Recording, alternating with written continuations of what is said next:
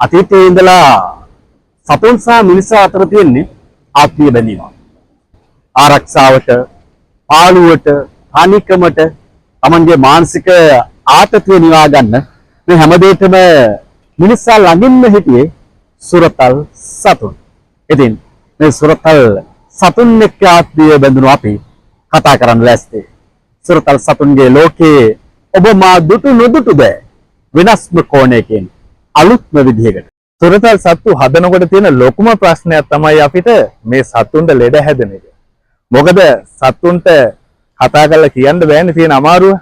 ඉතින් ඔයාලට අපිත් එක්ක එකතු වුණොත් අපේ වීඩියෝස් වලින් ඔයාලට අපි කියලා දෙනවා කොහොමද සතෙට හැදෙන ලෙඩ අඳුරගන්නේ කොහොමද කරන්න ඕන ප්‍රතිකාර මොනවද. සුරතල් සතුන් හදන අපි හැමෝටම ලොකුවට වෙන ප්‍රශ්නයක් තමයි පියෝ බ්‍රීඩ් එකක්ද එහෙමත් නැත්නම් ක්‍රොස් බ්‍රීඩ් එකක්ද කියලා හඳුනා ගන්න එක. අපේ වීඩියෝස් කරා ඔයාලට මේක ගැන සම්පූර්ණයෙන්ම දැනගන්න පුළුවන්. සුරතල් සතුන්ගේ ලෝක දුටු නුදුටු තැන් කතා කරන හෙඩ් බඩිස්.